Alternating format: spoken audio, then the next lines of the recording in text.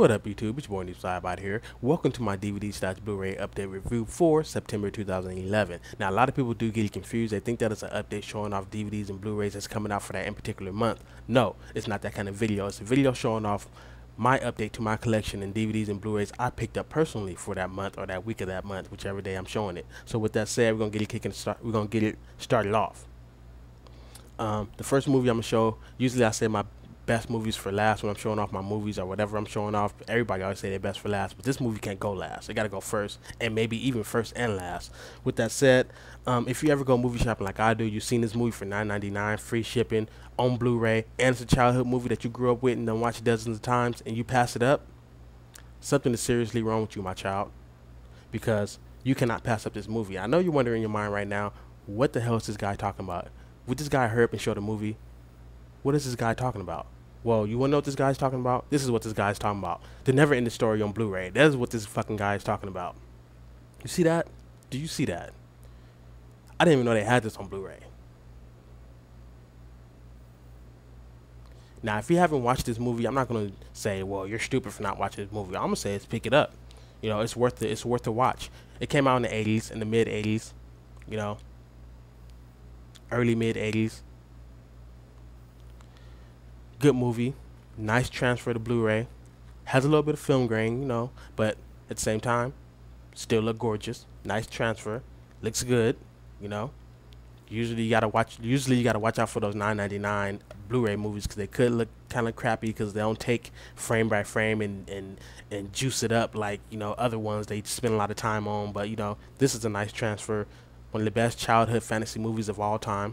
You know, my best childhood fantasy movie of all time. You know, so never ending story, the never ending story. Don't get it fucked up. The never ending story on Blu-ray. One of the best fantasy movies of all time. Don't believe me? I'm not gonna argue. Now, there's another childhood movie I grew up on, which I watched as much as that first movie I showed you guys. What could that be? The Never Ending Story 2. Not on Blu-ray, but on widescreen edition, standard definition. You know, they didn't have this on Blu-ray. If they did, I would have got it. Brought this used on Amazon. That's because I didn't have any money, you know. I was just looking to see if they had this one on Blu-ray. So when I do get some money, I can pick it up, which they didn't. But they had a used copy for $2.98. And all I had was like $4 and something on my debit card. So I said, hey, I'm getting that. $2.98, free shipping, Amazon Prime, 2-day shipping if you got it, and I got it. So, yeah, both of those movies get 2 thumbs up. And of course, the second movie ain't gonna look good as the Blu-ray upscaled movie, of course. But yeah, next movie, Righteous Kill, starring Pacino and De Niro. This is a good ass movie. It kind of confuses you, it kind of makes you feel like you're missing a plot point in the beginning of the movie. Like you're watching it, the movie does a good job at making you see what it wants you to see, making you feel how it wants you to feel. So once it gets to the middle of the movie, you start to be like, wait, what the fuck is what's going on? And then once you get to the end of the movie, you're like, this is a good ass movie, because man, it's crazy. It gets 1.5 thumbs up. Pretty good action movie. Has 50 Cent inside of it also. The reason why I get 1.5 thumbs up is because the kills it was showing that he was getting, and it's not a spoiler. The title is Righteous Kill, but the kills it was showing that he was getting, I think he said he got like 13 kills or 15 kills or 14, somewhere around there. But they only showed 4 or 5 kills. I was hoping that they showed all the kills, because the way he was getting the kills was kind of crazy. But I was hoping that they showed all of them. They showed like a handful, like the last kills he had got. Good ass movie, nice little story and everything, and nice transfer to Blu-ray. Last but not least, it's a movie I seen on TV before I even seen it on DVD or VHS or whatever, and that's Pan's Labyrinth. This movie is a pretty good movie. Nice transfer to Blu-ray. Looks gorgeous on Blu-ray. Better than the other Blu-rays I just got done showing. Nice little fantasy movie. This movie is rated R. It starts off as a nice little fantasy movie or whatever. And like I said, I seen this movie on TV before I seen it on, you know, before I seen the rated R version. Let's get it out there. Remember the guy with the little eyes on his hand? He was chasing a girl. That's the part I remember the most. But this movie is rated R. And once you get to the first part that make this movie rated R, it pissed me the fuck off. Like literally pissed me off. I know, you know, the director was brave for some of the things he did inside this movie, and I know that it's a movie, and sometimes they want you to feel the same way a lot of people feel towards a certain character in the movie. But this shit, they did a good job because I was like mad as fuck. That first scene with the farmer and the son, the first rated R scene with the farmer and the son, and he took the gun, and yeah, you guys that watched this movie know exactly what I'm talking about. That shit was uncalled for. That shit wasn't even necessary. But yeah. And then the end part, you may want to skip about 20 seconds. It's kind of a spoiler. Then the end part, when we take the baby from the little girl or whatever, then like he turns around, then turn back around, take out the gun, then shoot her, and then walks away.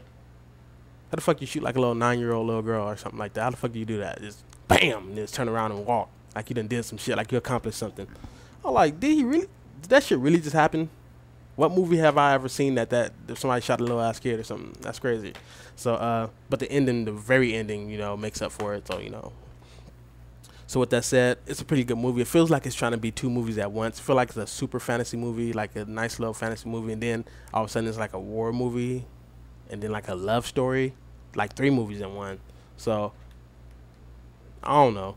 But anyways, with these DVD / Blu-ray updates, whenever I do have time at the end of these updates, depending on how many movies I'm showing off, I'll be giving you guys advice on how to make your TVs look as sexy as a supermodel or even sexier. I know I got a comment on another one of my other videos with this one guy. I don't know your name. I forgot to write down your name so I can, you know, because I don't like to talk about somebody that left a comment or that's asking questions without, you know, pronouncing them as their YouTube name or something like that. But somebody was saying that how do I get my Blu-rays to look good? You know, because my Blu-rays just look like scaled up standard definition DVDs. There's no way in the world that a Blu-ray should look like a scaled up DVD. Now, there's a couple of things that may be going wrong inside this factor.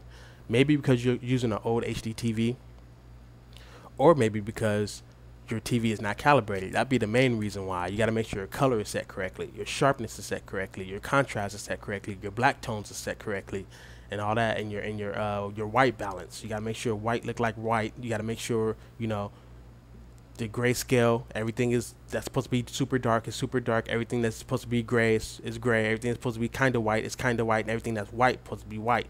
You know, if everything is off, the movie's gonna look a little bit off. Now there are some Blu-rays that don't look good at all, you know, so you got to make sure you don't pick up those. You may be watching some bad DVD, some bad Blu-rays.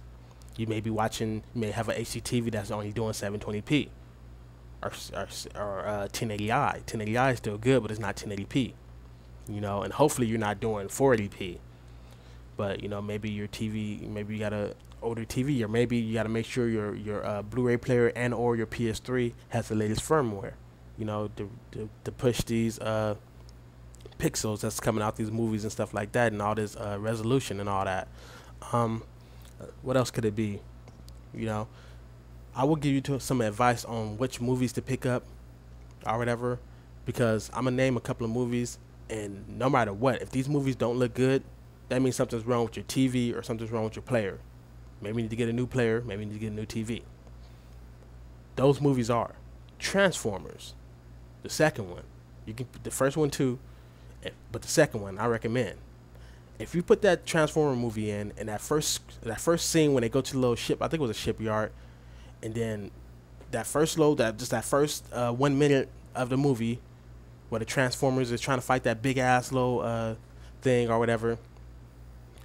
That's when, if that movie don't look good, something's wrong with your player, something's wrong with your TV.